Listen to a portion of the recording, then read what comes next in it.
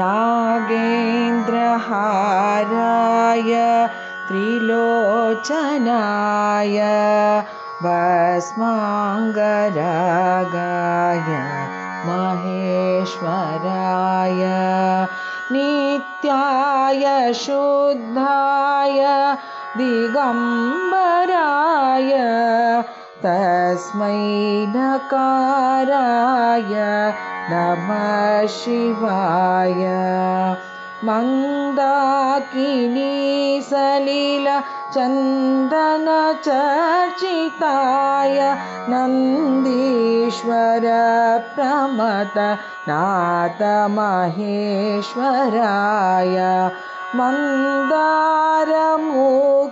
बहु पुष्पसुपूजिताय तस्मै मकाराय नमः शिवाय शिवाय गौरी वदनाब्जवृन्द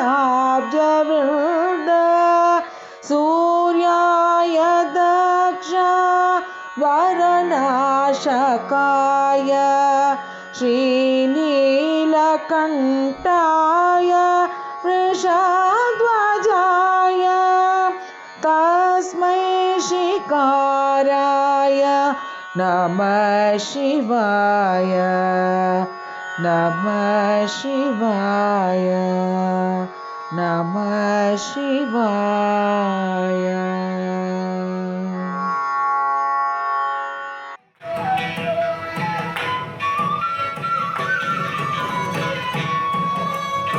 ஜெகத்குரு ஸ்ரீ ஆதிசங்கராச்சாரியார் இயற்றிய தெய்வீகம் நிறைந்ததும் சக்தி வாய்ந்ததுமான ஸ்ரீ சிவ பஞ்சாட்சர ஸ்தோத்திரத்தின் முதல் 3 ஸ்லோகங்களை நீங்கள் இப்பொழுது கேட்டீர்கள்.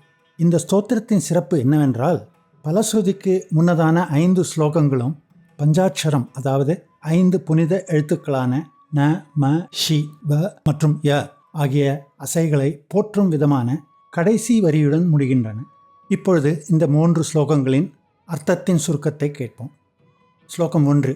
நாகங்களின் அரசனை, தனது மாலையாகச் சூடிய முக்கண்ணனே, திருநீறு பூசிய மேனியனே, மகாதேவனே, என்றும் நிலைத்திருக்கும் நித்தியமானவனே, திசைகள் 4ஐயும் ஆடையாக அணிந்து எப்பொழுதும் தூய்மையாக இருப்பவனே, நகர அசையால் குறிப்பிடப்படும் சிவனே, உம்மை வணங்குகிறோம். ஸ்லோகம் 2.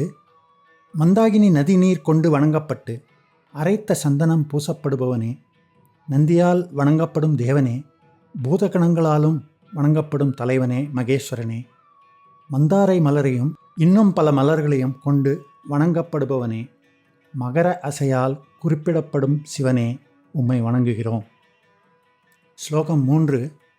மங்களகரமானவனே, தாமரை முகத்தால் கௌரியின் முகம் மலர காரணமான அதிகாலை சூரியனைப் போன்றவனே, தட்சனின் யாகத்தை அழித்தவனே, நீல நிறத்தில் கழுத்தும் காளை வாகனமும் கொண்டவனே, சிகர அசையால் குறிப்பிடப்படும் சிவனே, உம்மை வணங்குகிறோம்.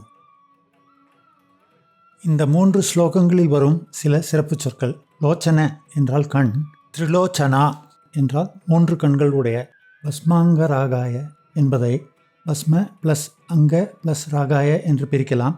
பஸ்மம் என்றால் திருநீறு, அங்க என்றால் அவயம் அல்லது அங்கம் அல்லது உடல், ராக என்றால் நிறம். எனவே பஸ்மாங்கராகாய என்றால் திருநீர் பூசப்பட்ட உடல் என்று அர்த்தம்.